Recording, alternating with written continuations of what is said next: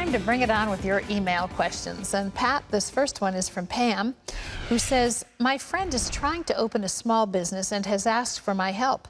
She is a psychic and does readings and cleansings for her clients. Would I be wrong for getting involved? Absolutely. Have nothing to do with spirits that peep and mutter, that you need to turn to the living God. This psychic stuff is, you know, I don't deny the existence of psychic activity, but the word psyche comes from the Greek word psyche, which means soul, and soulish. We're not to stir up soulish activity, we're to stir up spiritual. You don't want to get involved with the psychic. Thank you very much. No. This is Wesley, who says, I'm a 73-year-old man and an alcoholic. I also smoke. Being a Christian, I know this is wrong. I've prayed about this for a long time, asking God to forgive me. I accepted Jesus into my life years ago and pray every day. My question to you is this: will I be kept from going to heaven because of my drinking and smoking? I don't want to smoke and tried many times to quit, but have failed every time. I've quit drinking from time to time, but when I get stressed or feel lonely, I start drinking again. I'm single and live alone. Oh, will that keep you out of heaven? I don't think so. I think that what brings you into heaven is your faith in Jesus Christ, not whether you smoke or drink. But the thing about Alcoholics Anonymous that was so helpful is that they pair people up. They find somebody that's had the same experience, and they pair them up. You need some help. You're out there all by yourself, and suddenly you feel lonely, and that bottle is sitting there close by, or there's a bar down the street, so why not go and just throw down a couple of quickies, and it'll make you feel better. Well, you don't want that. But I think if you can find somebody, maybe you ought to go to AA and get tied in with somebody who's had the exact same experience, who will take you as a friend. And that's what you need. At 73, you need a friend. You're lonely, and your escape is in these two habits. But, well, they're going to keep you out of heaven? I don't think so. All right. Okay, this is Julie, Pat, who says, I'm currently living and working in Thailand. The way is a common gesture here as a greeting, but it's based in Buddhism. So as a Christian, should I do this form of bowing? It would be considered rude for me not to do it to many Thais. I don't see anything wrong with that. If it doesn't mean anything to you, it means a greeting. It means, is that what you're talking about? I think so, yes. I mean, India, same thing. Yeah, well, that says we're friends. It's respect, actually, yeah. Take the Buddhism out of it, and that says we're friends. I see nothing wrong with that. Unless you decide that's going to mean you're part of the, you know, some Buddhist tradition, and you don't mean that. All right. Okay, Joan says, my boyfriend and I are expecting a baby in 5 months. I'm not concerned about being married legally, but am concerned about the baby being born out of wedlock. Are we able to marry in a church without making it legal?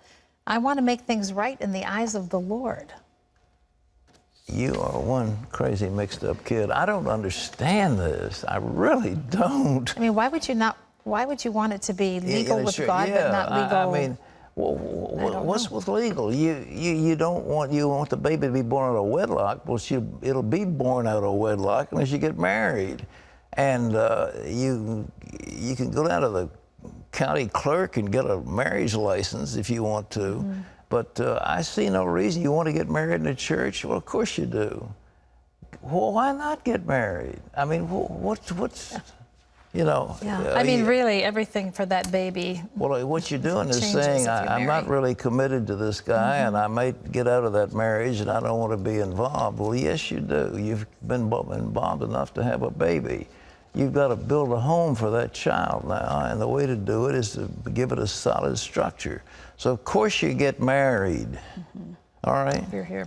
This is Judy, who says, to my surprise, my sister's been accepting keepsakes earmarked for both of us when my mother passes.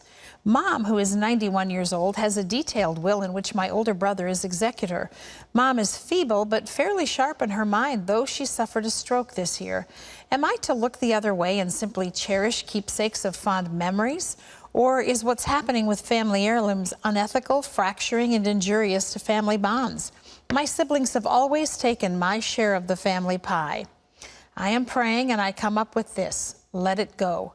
Please advise. It is not just about material possessions, but about lack of consideration. Well, you know, the Bible says, suffer yourselves to be defrauded, and I think rather than make a big deal of something, I mean, so there's a brooch that your mother liked, and so your sister took it. Yeah, but that may, it's time to talk to your sister and say, listen, this isn't right. And there comes a time when you are going to divide. I don't know how big the estate is, but say it's a few $100,000. Well, part of that's your money, and you don't want them taking it from you because that will eat inside of you for the rest of your life. So you need to talk to your brother and talk to your sister and say, listen, I'm going to ask for a legitimate division of the family property when the time comes.